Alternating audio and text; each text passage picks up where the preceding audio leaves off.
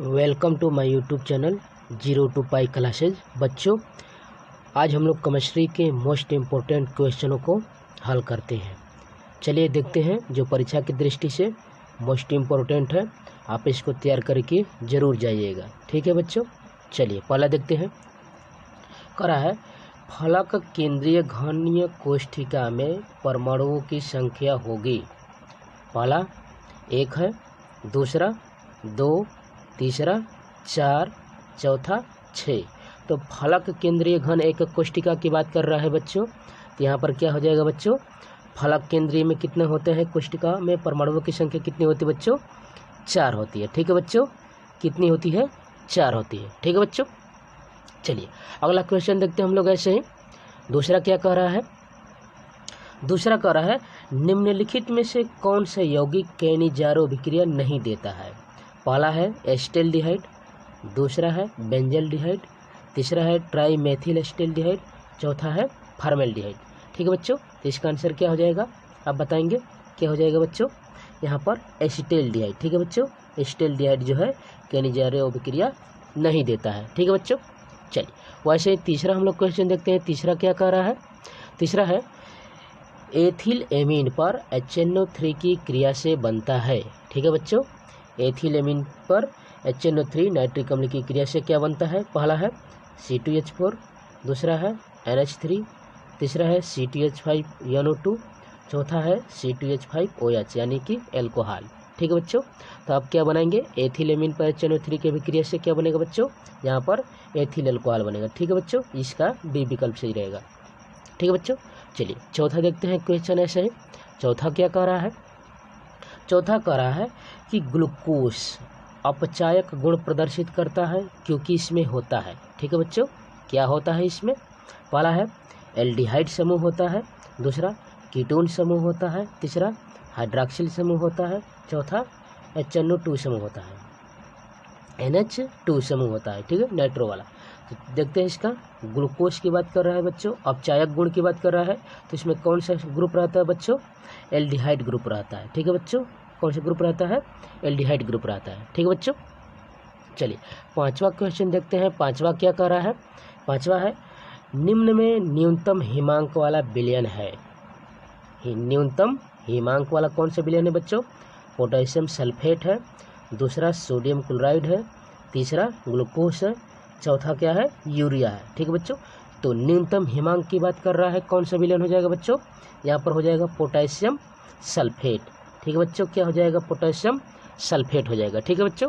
चलिए छठा क्वेश्चन हम लोग देखते हैं, क्या है छठवा, कह रहा है किसी भी इलेक्ट्रोड पर इलेक्ट्रोड विभव निर्भर करता है। किस पर निर्भर करता है, पहला है धातु की प्रकृति पर, दूसरा है विलयन के ताप पर, तीसरा है विलयन की मूलरता पर, तीसरा है इनमें से सभी पर, यानी तीनों विकल्पों पर। ठीक है बच्चों, तो इलेक्ट्रोड विभव जो है, किसी भी इलेक्ट्रोड का इलेक्ट्रोड विभव किस पर निर्भर करता है बच्चों, धातुओं की प्रकृति पर भी निर्भर करता है, विलयन के ताप पर भी निर्भर करता है, विलयन की मूलरता पर भी निर्भर करता है, यानी इन तीनों पर निर्भर करता है। इसलिए इसका क्या विकल्प हो जाएगा बच्चों, इसका D विकल्प हो जाएगा कि इनमें से सभी पर करता है। ठीक है बच्चों। चलिए सातवां देखते हैं हम लोग। सातवां क्या कर रहा है, यहाँ पर सातवां है, कह रहा है कि किस कोटि की अभिक्रिया के लिए वेग तथा वेग स्थिरांक की इकाई समान होती है। ठीक है बच्चों, किस कोटि की अभिक्रिया का जो वेग है और वेग स्थिरांक का जो इकाई है वो क्या होता है, समान होता है। पहला शून्य कोटि की अभिक्रिया के लिए, दूसरा है प्रथम कोटि की अभिक्रिया के लिए, तीसरा है द्वितीय कोटि की अभिक्रिया के लिए, यहाँ पर चौथा है तृतीय कोटि की। तो वेग और वेग स्थिरांक कब शून्य है, कब बराबर होता है बच्चों, तो शून्य कोटि की अभिक्रिया के लिए। ठीक है बच्चों, शून्य कोटि अभिक्रिया के लिए। ठीक है। चलिए अगला देखते हैं हम लोग, कौन सा है, आठवां है क्वेश्चन। आठवां क्या कह रहा है, यहाँ पर आठवां कह रहा है, ध्यान देंगे तो कह रहा है कि कोलाइडी कणों का साइज लगभग किस रेंज में होता है। ठीक है बच्चों, जो कोलाइडी कण होते हैं उनका रेंज किस में होता है, यहाँ से है 1 एंगस्ट्राम से 200 एंगस्ट्राम तक पहला विकल्प है, दूसरा है 50 एंगस्ट्राम से 2000 एंगस्ट्राम तक, तीसरा है 500 एंगस्ट्राम से 2000 एंगस्ट्राम तक, चौथा इनमें से कोई नहीं। तो कोलाइडी कणों का जो रेंज होता है बच्चों वो 50 एंगस्ट्राम से 2000 एंगस्ट्राम के मध्य होता है। ठीक है बच्चों, तो इसका विकल्प कौन हो जाएगा? बी हो जाएगा। ठीक है बच्चों, चलिए अगला देखते हैं। 9वां क्या कह रहा है? 9वां कह रहा है कि SO2 अणु में सल्फर अणु का संकरण क्या होगा? ठीक है बच्चों, आपने इसको क्लास 11 में अच्छे से पढ़ा होगा, संकरण, हाइब्रिडाइजेशन। ठीक है बच्चों, यहाँ पर संकरण पूछ रहे हैं सल्फर का, तो क्या होगा? पहला sp संकरण होगा, दूसरा है sp2 संकरण होगा, तीसरा है sp3 संकरण होगा, कि चौथा sp3d संकरण होगा। तो SO2 सल्फर डाइऑक्साइड की बात कर रहे हैं बच्चों, तो यहाँ पर क्या हो जाएगा? sp2 संकरण हो जाएगा। ठीक है बच्चों, क्या हो जाएगा? sp2 संकरण हो जाएगा। ठीक है बच्चों, मैंने यहाँ पर आप देख रहे हैं कि सभी लेसनों से मैंने क्वेश्चनों को टच किया है। ठीक है, चलिए 10वां देखते हैं। CONH3 का होल 5Cl का यहाँ पर 2 में कह रहा है कि CO कोबाल्ट की ऑक्सीकरण अवस्था क्या होगी? ठीक है बच्चों, इसमें आपका उपसंयोजक यौगिक में कोबाल्ट की ऑक्सीकरण अवस्था पूछ रहा है बच्चों। पहला है 1 होगी, दूसरा है 2 होगी, तीसरा है 3 होगी, कि चौथा होगा? ठीक है, 4 होगी। तो कौन सा होगा बच्चों? तो CO का ऑक्सीकरण अवस्था आप निकालने जानते होंगे बच्चों, तो इसका आप निकाल के देख लीजिए कितना हो जाएगा बच्चों? यहाँ पर 3 हो जाएगा। इसकी ऑक्सीकरण अवस्था कितना हो जाएगा बच्चों? 3 हो जाएगा। ठीक है बच्चों, चलिए अगला क्वेश्चन हम लोग देखते हैं जो मोस्ट इम्पोर्टेंट है। ठीक है बच्चों, चलिए बच्चों, पहला लेसन का सबसे मोस्ट इम्पोर्टेंट जो हर साल पूछा जा रहा है, देखते हैं। यहाँ पर कह रहा है क्वेश्चन, फ्रैंकेल दोष एवं साटकी दोष क्या है? उदाहरण सहित समझाइए। ठीक है बच्चों, फ्रैंकेल और साटकी दोष जो मोस्ट इम्पोर्टेंट है बच्चों परीक्षा की दृष्टि से, आप इसको तैयार करके जाइएगा। चलिए फ्रैंकेल दोष पहला देखते हैं। फ्रैंकेल दोष, यह दोष प्रायः धनायनों के अपने जालक की स्थिति को त्याग कर अंतराकाशीय स्थल को ग्रहण कर लेने के कारण उत्पन्न होता है। ठीक है बच्चों, किसके कारण होता है? तो जो भी जालक है वहाँ से इलेक्ट्रॉनों को त्याग कर क्या होता है? वो अंतराकाशीय स्थल पर पहुँच जाने के कारण ऐसा होता है। ठीक है बच्चों, यह दोष प्रायः उन आयनिक यौगिकों में पाया जाता है जिनमें क्रिस्टल संरचना की समन्वय संख्या का मान कम होता है। ठीक है बच्चों, तथा ऋणायनों का आकार धनायनों के आकार से काफ़ी अधिक होता है। ठीक है बच्चों, अधिक बड़ा हो जाने की वजह से यह दोष उत्पन्न होता है। ठीक है बच्चों, यहाँ पर इस बात को ध्यान दीजिएगा, वो कहाँ पहुँच जाते हैं? अंतराकाशीय स्थल पर पहुँच जाते हैं। ठीक है बच्चों, सबसे अच्छा उदाहरण यहाँ पर है MgBr। ठीक है, दूसरा है AgCl, तीसरा है AgL, ठीक है, चौथा है ZnS। तो आप इसको अच्छे से तैयार करके जाइएगा बच्चों, 2 नंबर के लिए बहुत बार पूछा जा रहा है। चलिए अगला देखते हैं। साटकी दोष कह रहा है कि यह दोष जालक में से समान संख्या में धनायनों एवं ऋणायनों के लुप्त होने के कारण, इस बात को ध्यान दीजिएगा बच्चों, वहाँ से जालक बिंदु से ये क्या हो जाते हैं? ये धनायन और ऋणायन लुप्त हो जाते हैं, गायब हो जाते हैं, जिसके कारण यह स्थिति उत्पन्न होती है साटकी दोष। और फ्रैंकेल दोष में बच्चों वो लुप्त नहीं होते हैं, अपने स्थान को छोड़कर थोड़ा सा इधर उधर हो जाते हैं, यानी अंतराकाशीय स्थल पर पहुँच जाते हैं। ठीक है बच्चों, साटकी दोष प्रायः उन आयनिक यौगिकों में पाया जाता है जिनमें क्रिस्टल संरचना की समन्वय संख्या का मान कितना होता है बच्चों? बहुत अधिक होता है। और इसमें आपने क्या देखा है? क्रिस्टल की संरचना का समन्वय संख्या का मान कितना होता है? बहुत कम होने की वजह से। ठीक है बच्चों, यहाँ पर मान अधिक होता है, तथा धनायन एवं ऋणायन लगभग समान आकार के होते हैं। ठीक है बच्चों, यानी धनायनों की संख्या और ऋणायनों की संख्या क्या होती है? बराबर होती है। ठीक है बच्चों, यहाँ पर सबसे अच्छा उदाहरण है KCl, KBr, CSCl, यहाँ पर NaCl और AgBr। तो ठीक है बच्चों, तो इसको अच्छे से तैयार करके जाइएगा, यह 4 नंबर और 2 नंबर के लिए मोस्ट इम्पोर्टेंट है। ठीक है बच्चों, चलिए अगले क्वेश्चन पर हम लोग देखते हैं, इसको अच्छे से तैयार करके जाइएगा। ठीक है, चलिए आगे बढ़ते हैं। चलिए तो अगला क्वेश्चन था बच्चों, यह मोस्ट इम्पोर्टेंट है। ठीक है, 2 नंबर के सवालों के लिए। ठीक है बच्चों, यह लेसन 2 है, बिलियन चैप्टर, जो बहुत बार पूछा जा रहा है।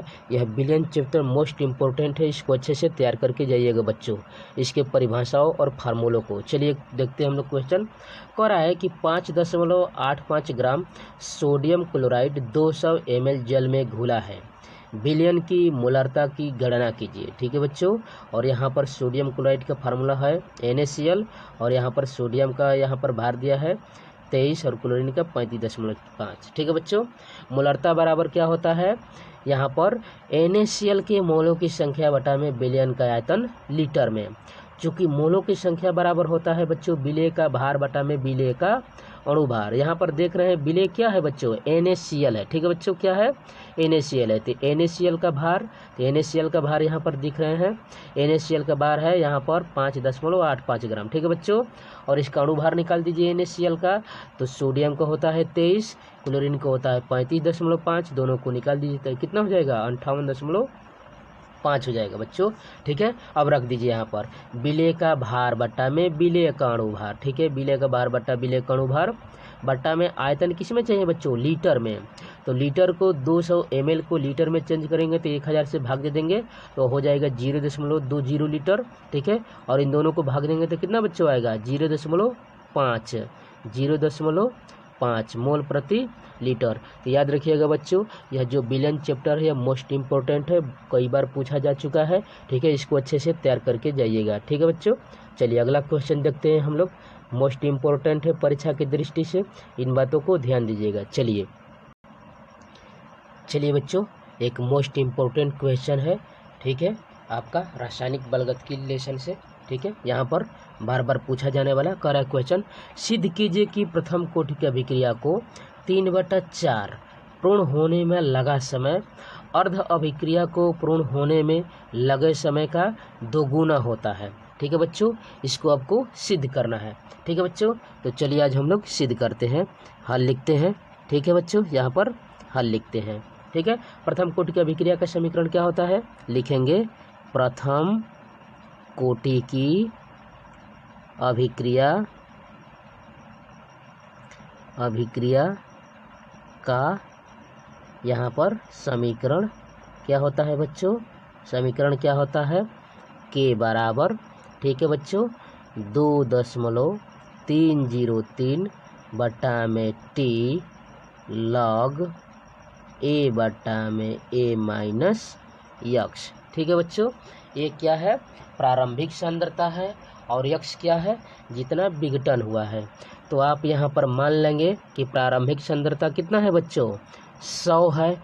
ठीक है, और यहाँ पर तब रख दीजिए के बराबर, ठीक है बच्चों, यहाँ पर 2.303 बटा में टी और कितने की बात कर रहा है बच्चों, 3/4 की बात कर रहा है, कितने की, 3/4 की।